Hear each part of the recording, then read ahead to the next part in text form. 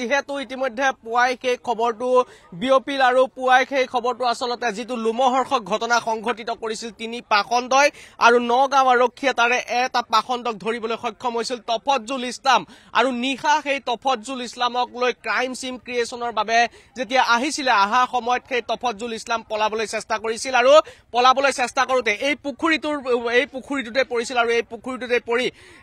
মৃত্যু হৈছিল তফজ্জুল ইছলামৰ আৰু তাৰ প্ৰায় 2 ঘণ্টা SDRF বাহিনী 2 ঘণ্টা জোৰা তেওঁলোকে অভিযান চলায় 2 ঘণ্টাৰ পিছত মৃতদেহটো উদ্ধাৰ কৰি বৰ্তমান নগাঁও অসামৰিক চিকিৎসালয়লৈ প্ৰেৰণ কৰা হৈছে আৰু এই পুখুৰীটোতেই মৃত্যু হৈছিল সেই পাখণ্ডৰ যি আসলতে নগাঁও আৰক্ষীয়ে আটক কৰিবলৈ গ্ৰেপ্তাৰ কৰিবলৈ সক্ষম হৈছিল এগৰাকী কিশোৰীৰ লগত যি লোমহৰ্ষক ঘটনা সংঘটিত কৰিছিল দলবদ্ধ ধৰ্ষণৰ দৰে কাণ্ড সংঘটিত কৰিছিল আৰু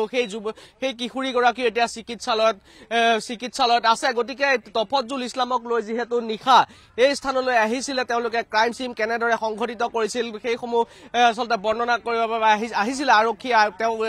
তফজ্জুলক লৈ আহিছিল আৰু তাৰ পিছতে তফজ্জুল ইছলাম ইয়াৰ পৰা পলাবলৈ চেষ্টা কৰিছিল আৰক্ষীৰ হাতৰ পৰা এৰাই পলাবলৈ চেষ্টা কৰিছিল আৰু সেই চেষ্টা কৰোতে আসলতে এই পুখুৰীত পৰিছিল পুখুৰীটো যথেষ্ট দ পুখুৰী আৰু ইয়াত যথেষ্ট পানী আছে গতিকে এই পুখুৰীটোত পৰি কিন্তু ওলাব নোৱাৰিলে তফজ্জুল ইছলাম আৰু যিটো অসমবাসীয়ে বিচাৰি আছিল যিটো খবৰ শুনিবলৈ বিচাৰি আছিল সেই খবৰটোৱে যেন পুৱা আহিল আৰু ধিংবাসী বা সমগ্ৰ অসমবাসী ৰাইজৰ মনত যেন কিছু এতিয়া শান্তি পৰিছে আৰু আনহাতে দুই ধৰ্ষণকাৰী দুই লম্পট কিন্তু এতিয়াও পলাতক হৈ আছে আৰু সেই দুই আসলতে পাখণ্ডক কেতিয়া আৰক্ষীয়ে বিচাৰি উলিয়াই সেয়া লৈ কিন্তু ধিংবাসী তথা অসমবাসী ৰাইজে এতিয়াও অধীৰ অপেক্ষাত আছে মই কাষত দেখুৱাবলৈ চেষ্টা কৰিম যেহেতু এই স্থানতে সংঘটিত হৈছিল এইখন হৈছে শ্মশান যি আসলতে য'ত সেই দলবদ্ধ ধৰ্ষণ কাণ্ড সংঘটিত হৈছিল কিশোৰীগৰাকীৰ লগত নাবালিকাৰ লগত ভিডিঅ' জাৰ্নেলিষ্ট আদিলে সমগ্ৰ দৃশ্য দেখুৱাব এয়া হৈছে সেইখন শ্মশান য'ত সেই ৱালৰ ভিতৰত এইগৰাকী কিশোৰীৰ লগত সেই নিৰ্মম কাণ্ড সংঘটিত কৰিছিল তিনি পাখণ্ডই তাৰ সেই তিনি পাখণ্ডৰ ভিতৰত অন্যতম আছিল তফজ্জুল ইছলাম আৰু তফজ্জুল ইছলামক যেতিয়া নগাঁও আৰক্ষীয়ে কৰায়ত্ব কৰিলে আৰু নগাঁও আৰক্ষীয়ে কৰায়ত্ব কৰিছিল আৰু তফজ্জুল ইছলামে সকলো বৰ্ণনা কৰিছিল কেনেদৰে আসলতে কি হৈছিল যেহেতু ইয়াত যোৱাকালি ডিজিপি জিপি সিং ডাঙৰীয়া ইয়াত উপস্থিত আছিল জিপি সিং ডাঙৰীয়াৰ সন্মুখত তফজ্জুল ইছলামে সম্পূৰ্ণ ঘটনা বৰ্ণনা কৰিছিল কেনেদৰে কিশোৰীগৰাকীক তেওঁলোকে ফলো কৰিছিল বা কেনেদৰে কিশোৰীগৰাকীৰ লগত সেই নিৰ্মম কাণ্ড এই তিনি পাখণ্ডই সংঘটিত কৰিছিল আৰু তাৰ পিছত আসলতে আৰক্ষীয়ে নিশা যেহেতু অভিযান চলাবলৈ আহিছিল বা ক্ৰাইম সিন ক্ৰিয়েচনৰ বাবে আহিছিল আৰু সেই সময়তে পলাবলৈ চেষ্টা কৰিছিলে এই পাখণ্ডত তফজ্জুল ইছলাম আৰু পলাবলৈ চেষ্টা কৰাৰ সময়তেই এই পুখুৰীটোত পৰি মৃত্যু হৈছিল প্ৰায় 2 ঘণ্টা জোৰা অভিযানৰ অন্তত SDRF বাহিনীয়ে উদ্ধাৰ কৰিবলৈ সক্ষম হৈছে তফজ্জুল ইছলামৰ মৃতদেহ আৰু এই মুহূৰ্তত যেহেতু যথেষ্ট লোকৰ ইয়াত সমাবেত হৈ আছে যথেষ্ট লোক ইয়াত আছে আৰু আজিও ঢিং বজাৰ বন্ধ হোৱা পৰিলক্ষিত হৈছে কাৰণ এতিয়া অন্যতম যি দুই অভিযুক্ত সেই দুই অভিযুক্ত কিন্তু এতিয়াও আৰক্ষীৰ জালত পৰা নাই গতিকে ধিংবাসী তথা সমগ্ৰ অসমবাসী ৰাইজে বিচাৰিব যে আসলতে অতি শীঘ্ৰে সেই দুই পাখণ্ডকো গ্ৰেপ্তাৰ কৰি শাস্তি বিহিব লাগে সকলোৱে সেইটোৱে বিচাৰিছে কেৱল ধিংবাসীয়ে নহয় সমগ্ৰ অসমবাসী ৰাইজে এতিয়া তাকে বিচাৰিছে গতিকে আমি যেহেতু ঘটনাস্থলীত উপস্থিত হৈছোহি আৰু ঘটনাস্থলীত কিছু লোক এতিয়াও সমবেত হৈ আছে আমি তেখেতসকলৰ পৰা মন্তব্য ল'বলৈ চেষ্টা কৰিম যেহেতু মহিলাসকলো আছে মই আপোনাৰ ওচৰলৈ আহিছো যিটো ঘটনা ইয়াত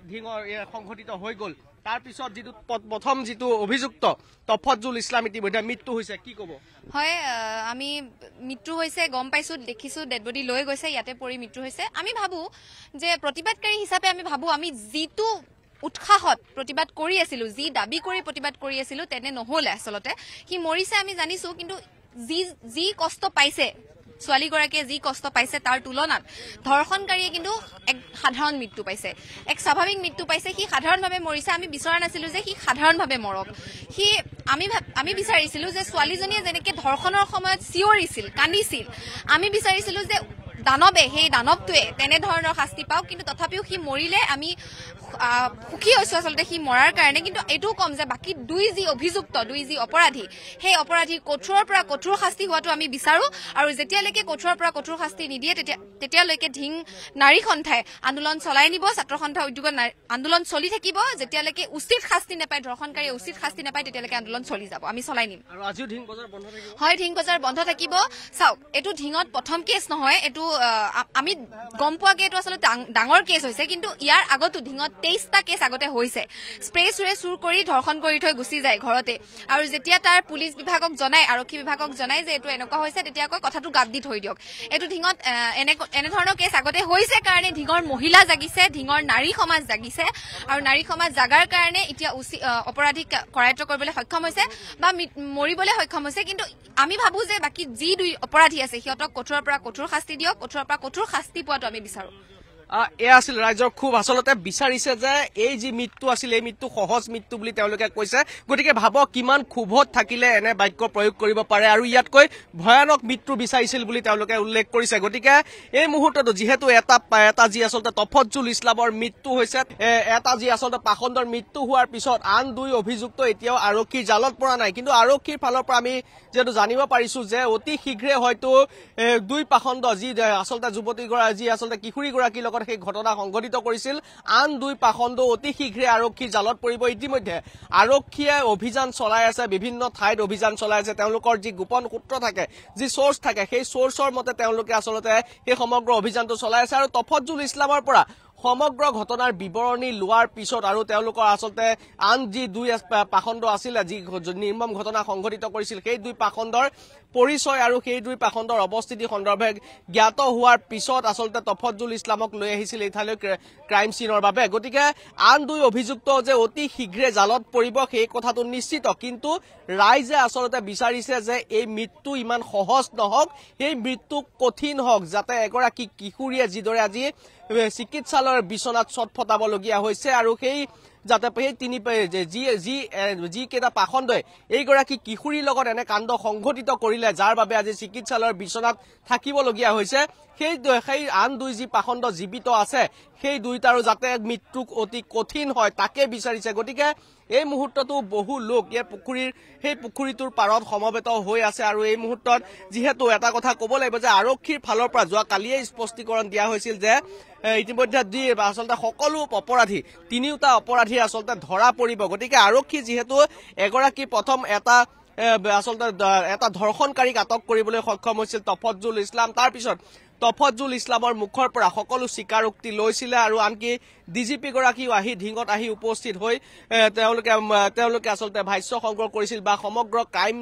যিটো ঘটনা সংঘটিত কৰিছিল তাৰ বিৱৰণী শুনিছিল। আৰু তাৰ পিছত তফজ্জুল ইছলামৰ নিশা মৃত্যু হৈছে, পানীত পৰি সলিল সমাধি ঘটিছে। আৰু তাৰ পিছত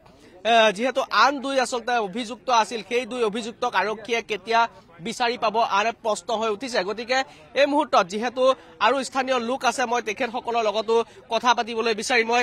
আপোনাৰ ওচৰলৈ আহিছো। যিহেতু ইতিমধ্যে তফজ্জুল ইছলামৰ মৃত্যু হৈছে, এক অন্যতম অভিযুক্ত, আন দুই অভিযুক্ত কিন্তু এতিয়াও পলাতক। গতিকে কি বিচাৰিব আৰক্ষীয়ে? বিচাৰি উলিয়াব লাগে অতি শীঘ্ৰে আৰু কঠোৰ শাস্তি দিয়াৰ দাবী। এতিয়া ধিংবাসী সৰ্বসাধাৰণ ৰাইজে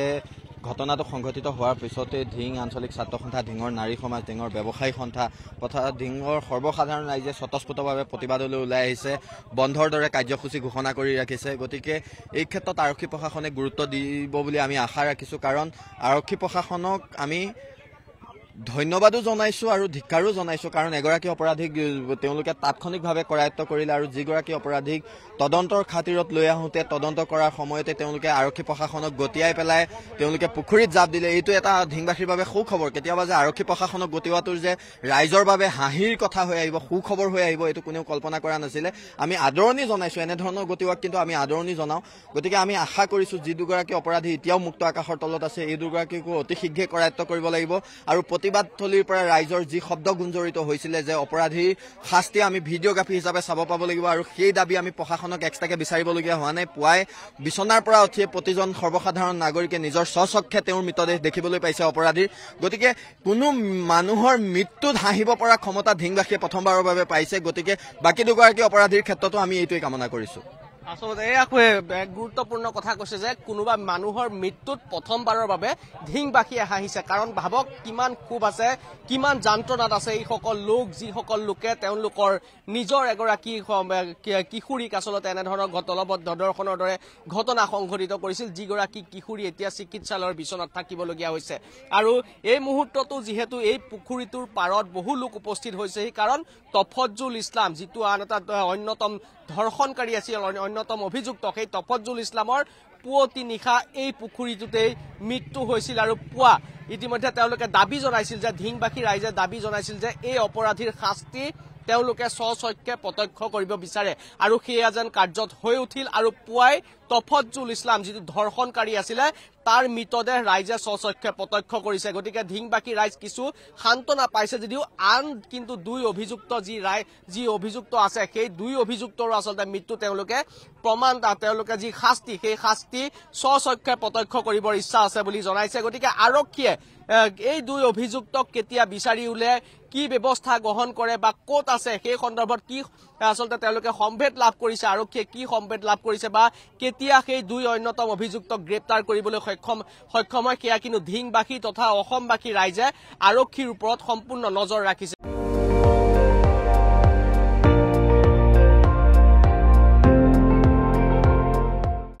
আপুনি চাই আছে ND24